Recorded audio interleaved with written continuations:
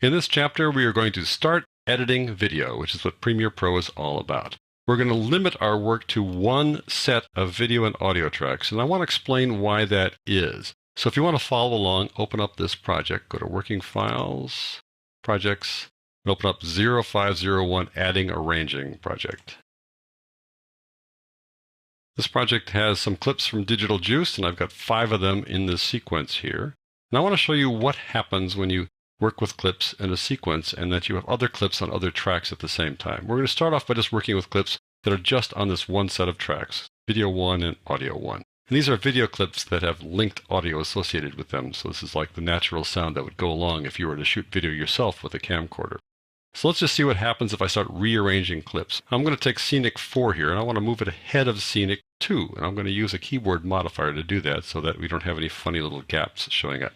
So hold down my keyboard modifier, and I drag it over a little bit here to the left, and I drop it right in front of Scenic 2. And that shoves Scenic 2 off to the right. So now we got 1, 4, 2, 3, 5. And if you can't see number 1 there, let me expand the view by dragging this guy out a little bit. And now you can see that Scenic 1, 4, 2, 3, 5. I've rearranged things, which works the way you would hope it would work. I'm going to take number 3 here and put it at the beginning. So I'll drag it out of there and move it to the beginning. It's going to shove everything to the right and fill the gap there. So I got 3, 1, 4, 2, 5. Everything seems to be great.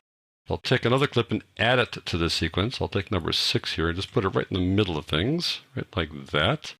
Drop it after number 1. Hold down a keyboard modifier to slide things over, and now it's all working. Let me pull out the view a little bit here so you can see them all. I have 6 clips there now, 3, 1, 6, 4, 2, 5.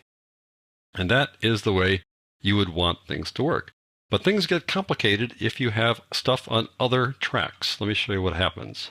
I'm going to go up here and get this lower third title that I made for this. Put it up here on track number 2, above all the rest of the clips. So we now have this little lower third, as it's called, above all the clips. Natural Wonders, I called it. This is the Digital Juice footage we're working with. I'm going to add some audio below it as well. So here's a little audio track, some music that I created for this tutorial. Let's just listen to it now after I drop the audio on track 1 a bit. There we go. Here we go.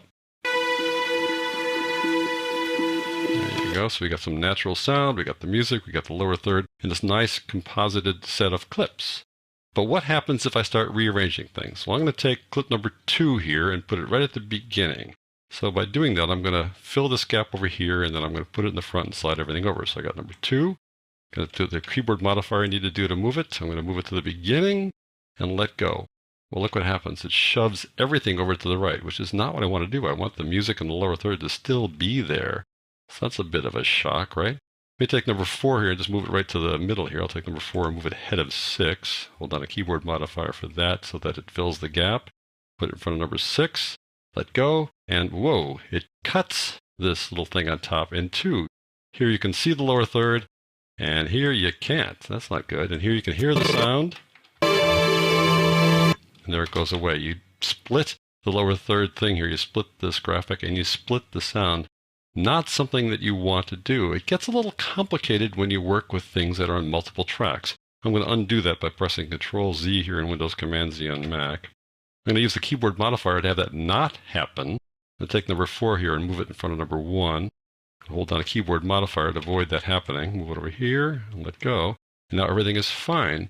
But explaining how that keyboard modifier works at this stage of the game might be a little premature. So we're going to save that for a different chapter. So in this chapter, we're going to focus on working with clips on only one set of tracks, just video 1 and audio 1, and we'll step up to multiple tracks in upcoming chapters.